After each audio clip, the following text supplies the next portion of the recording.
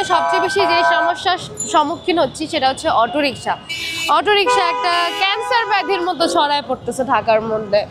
এইখানে মনে করেন এই যে মেইন রাস্তা যেখানে বাস চলে, ট্রাক চলে, এখানে অটোরিকশার অনুমতি নাই। কারণ আমরা সবাই জানি অটোরিকশার যে ব্রেক, এটা ব্রেক দেওয়ার সাথে সাথে ব্রেক হয় না, এটা একটু ব্রেক দেওয়ার পরে সামনে স্লো হয়ে তারপর হয়, কিংবা এটার কোনো কিছুই না। এটার কিভাবে বানানো হয়েছে আল্লাহই জানে।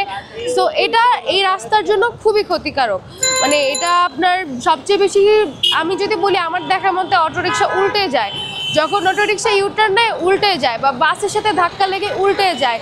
ব্রেক নিতে যাচ্ছে, ব্রেক নিতে পারতেছে না, গাড়িতে লাগাই দিচ্ছে, গাড়িতে স্ক্র্যাচ করে দিচ্ছে। এরকম আরও অনেক ধরনের সমস্যা দেখা যাচ্ছে। আপনার যদি মনে করেন ঢাকায় 100টার মতো অ্যাক্সিডেন্ট হচ্ছে, তার মধ্যে 95% অ্যাক্সিডেন্ট হচ্ছে অটোরিকশার জন্য, যার কারণে অটোরিকশা এই মেন রাস্তা থেকে চলা নিষেধ।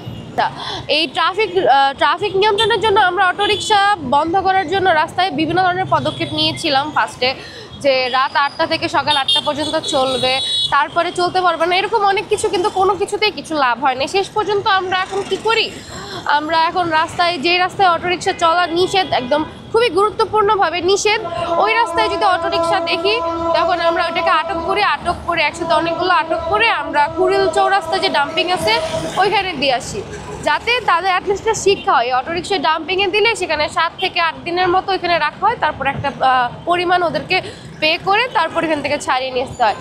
আর আমরা চাইলেই সবগুলো অটোরিকশা দিতে পারছি না, কারণ আমরা যখনই কোনো অটোরিকশা ধরতে যাচ্ছি সাধারণ জনগণ এসে বলতেছে যে ভাই ছেড়ে দেন, গরিবের পেটে লাথি কেন মারেন। অ্যান্ড রিসেন্টলি তো আমার সাথে একটা ইনসিডেন্টও হয়, হয়তো আপনারা সবাই দেখেছেন। তো আমি সাধারণ জনগণদেরকে বলবো যে প্লিজ আপনারা এটা বোঝার চেষ্টা করবেন যে আসলে আমরা কি পরিমাণে সমস্যায় ভুগতেছি। এটার জন্য আপনি যে গরিবের পেটে লাথি মারার কথা বলতেছেন, আপনিও হয়তো এই সমস্যায় ভুগছেন, কখনো ভুগেছেন, অথবা ভুগতেও পারেন।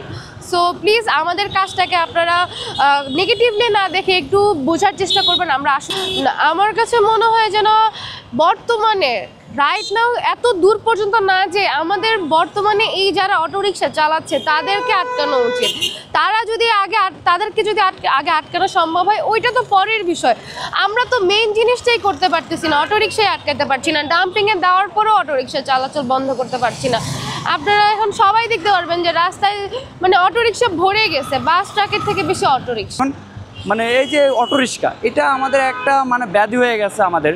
আপনি দেখবেন যে 2-3 মাস আগে আমাদের চিটাগাং যে সিএমপিতে দেখবেন আপনি যে অটোরিকশা, ওরা কিন্তু একদিনে কিন্তু এটা নির্মূল করে ফেলছে। এখন ওই চিটাগাংয়ের যে রিক্সাগুলো ওরা কিন্তু এখন ঢাকার দিকে আসে, দেখবেন যে চিটাগাং কিন্তু এখন রিক্সা নাই।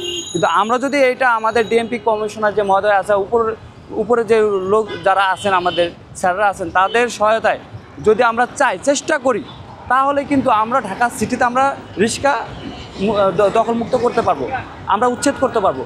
তো এই সাথে আমাদের যত ধরনের যৌথ বাহিনী আছে, বা একদিন যদি আমরা প্রত্যেকটা পয়েন্টে যদি আমরা এরকম অভিযান দেয়, তাহলে এই যে যেই অটোরিক্সাগুলো আছে বা এই যে টেসলা, এগুলো আমরা বলি, এগুলো আমরা উচ্ছেদ করতে পারবো। আমরা সিএমপির মতো আমরা ডিএমপি যারা আছি আমরাও করতে পারবো। আমরা কি করতেছি, আমরা রাস্তাঘাটে আমরা অটোরিক্সা ধরতেছি, 4টা 5টা 10টা করে ডাম্পিং দিতেছি, তারা কী করতে রেকারবিল করে নিয়ে যাচ্ছে, 3 দিন 2 দিন পর ছেড়ে দিচ্ছে আর নিয়ে যাচ্ছে, কিন্তু তাতে কোনো আমাদের ফায়দা হচ্ছে না। আমাদের কথা হচ্ছে আমাদের ধরতে হবে, ব্যাটারি জব্দ করতে হবে, দেওয়া যাবে না, আমাদের কথা হবে দেওয়া যাবে না, তাহলেই কিন্তু সব ঠিক। আপনি মারের উপরে কোনো কিন্তু ওষুধ নেই। আপনি একজনকে ভালো মন্দ বলবেন কোনো লাভ নেই। আপনি যখন কঠোরভাবে বলবেন সে সরতে বাধ্য। তো আমরা চাচ্ছি যে যদি আমাদের ডিএমপি থেকে কোনো উদ্যোগ নেয় বা কোনো ধরনের পদক্ষেপ নেয় যে অটোরিক্সা উচ্ছেদের জন্য, তো আমরা ডিএমপি থেকে আমরা যে 1000 জন ট্যাগ আছি, আমরা এখন 100% দরকার হলে আমরা এক ডিভিশনে, আমাদের ঢাকা সিটিতে 8টা ডিভিশন আছে, তো আমরা 8টা ডিভিশনে আমরা একদিন করে অভিযান দিয়ে আমরা অটোরিক্সা উচ্ছেদ করব। যদি আমাদের সাথে যদি ডিএমপির কমিশনার স্যাররা, তারপরে যৌথ বাহিনী, র্যাব, সেনাবাহিনী সবাই থাকে, তাহলে ইনশাল্লাহ আমরা মনে করি যে ঢাকা সিটিতে আমরা অটোরিক্সা উচ্ছেদ করতে পারবো।